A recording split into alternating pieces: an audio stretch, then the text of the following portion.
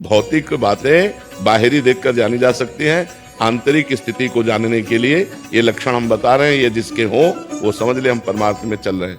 शांति रव्यर्थ कालत्वम विरक्तिर्मान शून्यता आशा बंधा समुत्कंठा नाम गाने सदा रुचि आसक्तिस्तद गुणाख्याने प्रीतिस्तद वसति स्थले। अब इसकी व्याख्या करते हैं। शांति, हमको कोई गाली दे, हमें कोई मारे, हमें कोई फर्क ना पड़े। पहला लक्षण, जब भगवान कपिल देव जी संत का लक्षण बताते हैं तो उसमें भगवान तितिक्षवा कारुणिका, पहला लक्षण तितिक्षवा, इसमें शांति।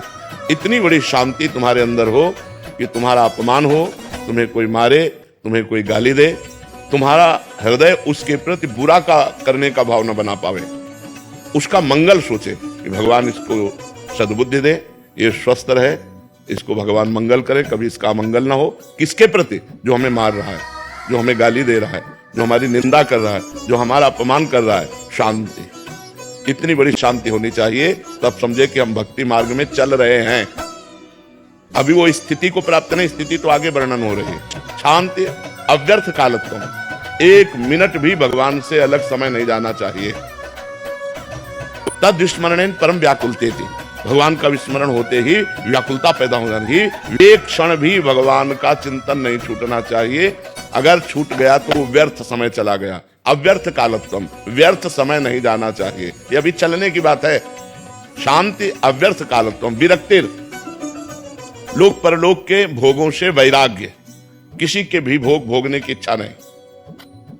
ये जो भक्ति का साधक है उसकी जो ऊंचाई होती है वो होती है विरक्तिर। और फिर मान शून्यता, अपने में कोई सद्गुण ना देखना, अपने को अधम और नीच मानना और दूसरे में सद्गुण देखना, स्वयं अमानी रहकर दूसरों को मान देना, दूसरों का सत्कार करना, लेकिन जब अपना मान हो तो दुख होना कि मैं इस योग्य नहीं हूं, मैं तो नीच हूं, मैं अधम हूं।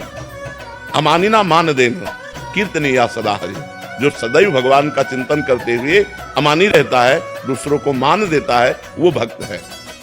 मान शून्यता, शांति अव्यर्थ कालत्वम विरक्तिर मान शून्यता आशा बंधा।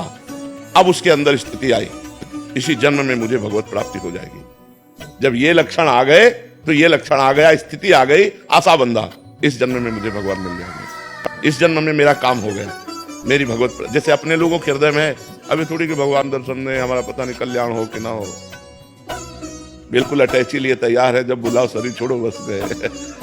आशा बंधा, दृढ़ आशा हो जानी चाहिए कि इस जन्म में मेरा काम हो गया। क्योंकि शांति अव्यर्थ कालत्वम विरक्ति मान शून्यता, जब ये लक्षण आए तो एक महान स्थिति आ गई कि अब इस जन्म में मुझे भगवत साक्षात्कार हो जाएगा, मेरा काम हो गया। समुत्कंठा, हर समय एक आनंद, एक अद्भुत आनंद। जैसे हमसे पूछा किसी ने कि आपको कैसा आनंद लगता है, तो हम कहा पहली बात तो वाणी से बता ही नहीं सकते, क्योंकि किसी प्राकृतिक वस्तु के सुख को आप वाणी से नहीं बता सकते। जैसे आपको एक रसगुल्ला खवाया जाए, कैसा नहीं लगा, आप कहोगे मीठा। कैसा मीठा? बहुत मीठा। नहीं, बहुत मीठा कैसा? तो आप कहोगे खा के देख लो। इसके आगे आप नहीं वर्णन कर सकते। प्राकृतिक वस्तु के स्वाद को भी आप स्पष्ट वर्णन नहीं कर सकते, तो अप्राकृतिक भगवदानंद का आप वर्णन कैसे कर सकते? तो हमने उदाहरण दिया कि जैसे नए लड़के को बहुत सुंदर लड़की जो बहुत अच्छी लगती हो और उससे ब्याह तय हो जाए तो उसको कैसा आनंद होगा? उससे करोड़ों गुना बढ़कर के हमारे हृदय में आनंद हर समय बना रहता है। इसीलिए किडनी फेल हमको दुख नहीं पहुंचा पाती। हर समय भगवद आनंद, समुत्कंठा, हर समय एक उत्कंठा भगवान से मिलन की, एक भगवान के चिंतन का अद्भुत आनंद। नाम गाने सदा रुचि, भगवान के नाम में इतनी रुचि हो गई कि त्रिभुवन की राज्य लक्ष्मी दे दी जाए तो भी नहीं छोड़ सकता। आसक्ति तद गुणाख्याने, जिसके पास बैठ गया भगवान की चर्चा शुरू हो गई, वो भगवान की चर्चा सुने और कहे बिना रह नहीं सकता। और प्रीति स्तद वसति स्थले, जो भगवान के अवतार लीलाएं हैं, जैसे अयोध्या है, मथुरा है, काशी है, द्वारिका है, वृंदावन है, इनमें उसकी प्रीति हो जाती है। मेरे भगवान की नगरियां हैं, मेरे भगवान के धाम, पवित्र स्थानों में उसकी आसक्ति हो जाती है।